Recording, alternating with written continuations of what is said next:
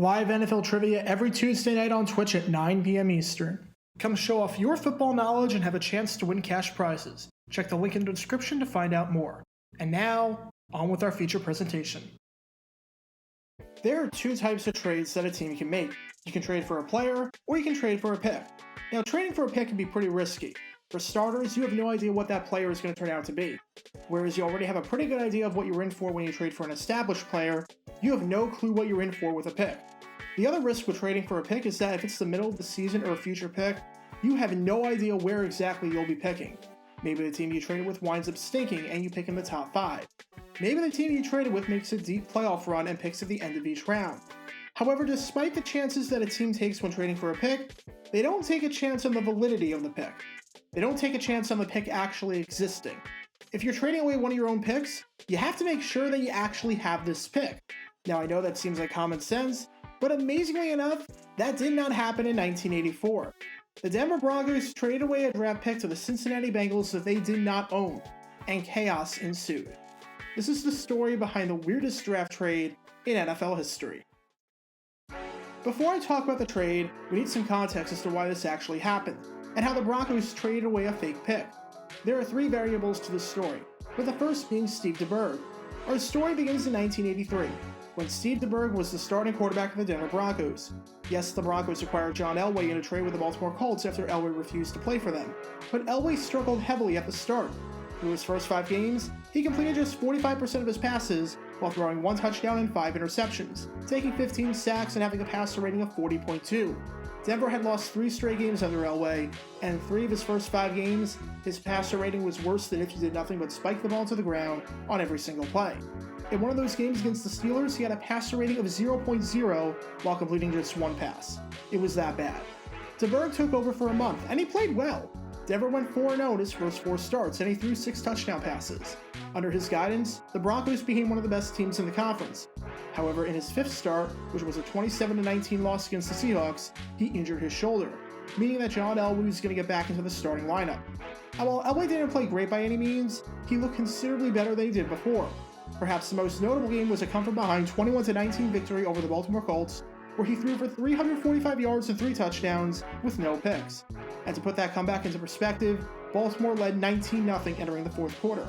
From that point on, it was clear that Elway was the future, and that when 1984 rolled around, they were going to ride with a youngster. There was no need for DeBerg. DeBerg would say that offseason, it was hard to commit myself to a situation where the franchise is committed to another guy. And with Elway now the face of the franchise, DeBerg was put on the trading block. While many teams were interested in him, including the Pittsburgh Steelers, who were looking at him after Terry Bradshaw was set to retire due to injury concerns, and after losing Cliff Stout to the USFL, the winner of the DeBerg sweepstakes was the Tampa Bay Buccaneers. As part of the trade, the Broncos received a 4th-round pick in the 1984 NFL Draft, and a conditional pick in the 1985 NFL Draft. Keep the conditional pick in the back of your mind, because as the Broncos are about to find out, the pick is going to completely screw everything up. The second variable to this story is wide receiver Butch Johnson. I'm not going to dive too much into the weeds of this, as I already made a video going over the entire situation, which you can learn more about by clicking the card in the upper right corner. But in short, after the Houston Oilers acquired the former Cowboys receiver, Johnson began to intentionally stink. He didn't like Houston at all, and he wanted to play in Denver under his former offensive coordinator Dan Reeves, who raved about him while he was in Dallas. Johnson went the entire preseason without catching a single pass, and the Oilers made him expendable. In August, the Broncos, who needed a receiver after Rick Upchurch retired due to a history of injuries, acquired Johnson and gave up a 3rd-round pick. That meant that the Broncos now did not have a 3rd-round pick. And with that, we go to the 3rd variable in this story. That would be linebacker Ricky Hunley. In the 1st round of the 1984 NFL Draft, with the 7th overall pick, the Cincinnati Bengals decided to take the Arizona linebacker. The only problem? There's a reason I'm not showing you any footage of him in a Bengals uniform, and only in an Arizona and Broncos uniform. And that's because he never actually played for the Bengals. The Bengals were unable to come to any contract agreement with Hunley. The short version of this is that Assistant General Manager Mike Brown didn't want to pay him, which is shocking, since Mike Brown has never been one to skimp out. The long version goes something like this. Hunley wanted a lucrative deal. Apparently he was seeking somewhere in the ballpark of $500,000, along with a car, insurance policies, and real estate. Cincinnati balked. Brown said, "We're not going to start paying rookie linebackers and rookie defensive linemen $500,000. With that, Hunley decided that he was going to hold out. Holdouts weren't particularly uncommon back then, but this holdout lasted a while. By mid-August, with the season just a few weeks away, neither side was budging. Brown was holding his line, saying that while this will cost the Bengals a draft choice, we prefer to pay this price instead of setting a precedent whereby a player can force our club to trade him by holding out. What's hysterical about this is when you compare this situation to what was being said after the draft. Hunley said that he was excited to join the Bengals, and when asked about signing a contract with the team, he said, "I don't anticipate any problems signing with the Bengals." And after hearing rumors that the Bengals were cheap, Paul Brown ripped the press, saying people keep beating the drum that we pay less, but that mainly comes from an agent or two. After this situation, it was coming from about 300 different agents. Finally, after an 86-day holdout, the Bengals, realizing that if they didn't trade him before the deadline that they would lose his rights and get nothing in return, decided to cave in. They figured they might as well get something out of Hunley. And with that, they traded him to the Denver Broncos for 2 picks. One of them was for a first rounder in 1986. The other one, a third rounder in 1985. You might be asking yourself, hey, wait a second. The Broncos don't have a third round pick. They gave that to the Oilers for Butch Johnson. Well, this is where this already crazy situation is about to get even crazier. Okay, how did the Broncos trade away a pick that they didn't own? Remember the conditional pick that the Broncos acquired for Steve DeBerg? That pick was on the condition that if DeBerg played more than 50% of the snaps for the Buccaneers in 1984, but less than 75% of the snaps, then it would convey as a third rounder. If DeBerg played more than 75% of the snaps for the Buccaneers, then it would convey as a second rounder. Denver thought for sure that this was going to be a third round pick.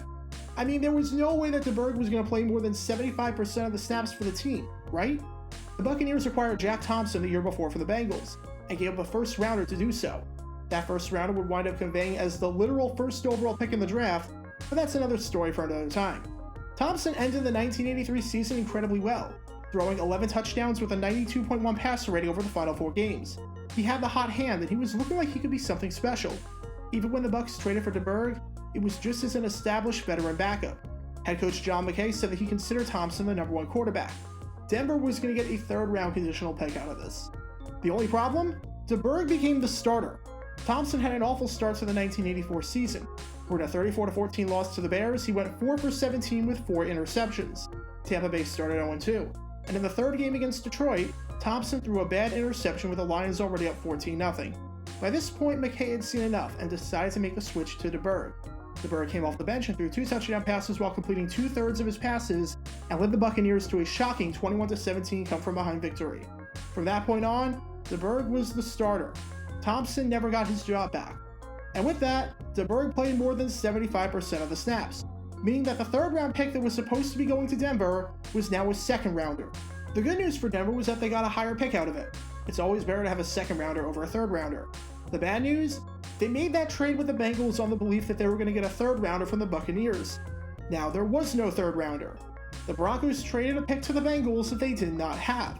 That raises the question, what the heck happened next? Obviously, this posed a major problem for the NFL and both teams involved. The league couldn't just give the Bengals a third round pick, because if they did that, then the Broncos didn't give up that pick. The league couldn't force the Broncos to give up their second round pick, because that wasn't part of the deal. So when the season ended and DeBerg crossed the 75% threshold, what happened? As you might expect, the deal got restructured. The third round pick that the Bengals were originally going to get from the Broncos in 1985 was now going to be a third rounder in 1986. And because third rounders from a year out are less valuable than third rounders right now, the Broncos threw in an additional pick and gave the Bengals a fifth rounder in 1987. While the Bengals had to wait a year to get their pick, they got an additional pick out of the whole ordeal. Having said that, the Broncos made out incredibly well in all of this. With their second round pick after another trade with the Oilers, they were able to get wide receiver Vance Johnson out of it. Johnson had a very solid career with the Broncos. He spent 11 years there, finishing with 415 receptions for 5,695 yards and 37 touchdowns, and even had over 1,000 yards receiving during the 1989 season. Plus, he scored what would be the game-winning touchdown in the 1986 divisional against the Patriots. No complaints there with how that turned out. As for the pick the Bengals got, it turned out to be strong safety David Fulcher. He played 7 seasons in Cincinnati, made 3 straight Pro Bowls from 1988 to 90, and was even named a first-team All-Pro in 1989.